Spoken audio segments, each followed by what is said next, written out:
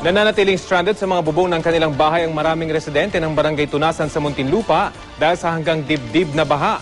Nagkakasakit na nga ang mga residente. Nagbabalik si Michael Fahati. Sa Barangay Tunasan, Muntinlupa City, mistulang water world pa rin kung mamuhay ang mga residente. Sa bungad pa lamang pila na para makasakay. Pero hindi sa mga tricycle, kundi sa mga tinatawag nilang mga floating toda. Para sa mga empleyado at estudyante, dagdag 20 pesos kada araw ang pamasahe dito, papunta at pabalik. Hindi naman pwede lakarin kahit malapit lamang kanilang mga bahay sa kanilang subdivision dahil sa hanggang dibdib pa rin ang tubig baha. Mahirap. Mahirap, ano? Dagdag sa allowance. Oho, imbis sa service lang. Mas malala pa raw sa Bagyong Ondoy ang taas at tagal na paghupa ng baha ang kanilang naranasan sa ngayon. Walang duda ang pahayag na ito nang pasukin ng GMA News ang looban ng Midland Subdivision. Tila tumigil ang buhay dahil walang kuryente at kabuhayan. Kulang sa pagkain at tubig na maiinom.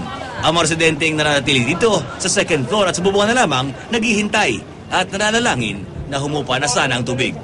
Pwede ka ayaw po ba sa evacuation? Ayaw namin. Bakit? Marumi yung... Yun, no? Ibig sabihin, halo-halo yung mga tao dito. Sarili namin, di ba? Para ho sa mga taga-Tunasan, tulungan ninyo para sa amin lahat dahil hanggang ngayon baha pa rin kami. Liwanag, ang kailangan namin. Kuryente. Ay, hindi o. Tataas muna aming outlet. Ilan sa mga residente nagkakasakit na. At bukod sa lagnat at trangkaso, galis na maaring mauwi sa leptospirosis. Lagnat, ganyan. Tapos ito, ayan, no? Paano? May nakakarating ba mga medical workers dito? Wala pa. Nakakatakot tuloy makita ang mga tulad na ito ng mga batang lumalangoy pa at naglalaro sa baha. Ang ginagawa nyo? Swimming? Wala! Sisindan ako!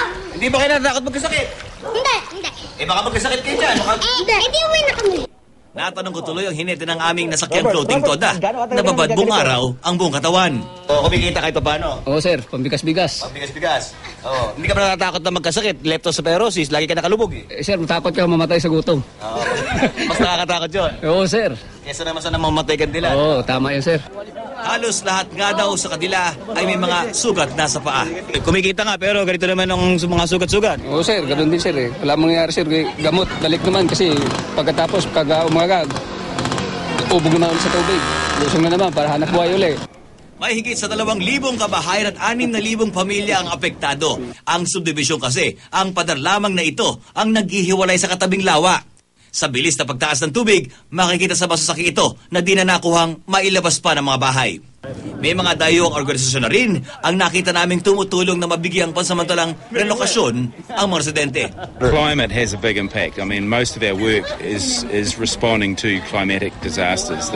Pero dahil mga Pilipino tayo at sinasabing hindi kailanman mabubuwag ang mga ngiti kahit pa magdaan ang ilang bagyo, nananatiling matibay ang pag-asa ng mga taga-barangay Tunasan.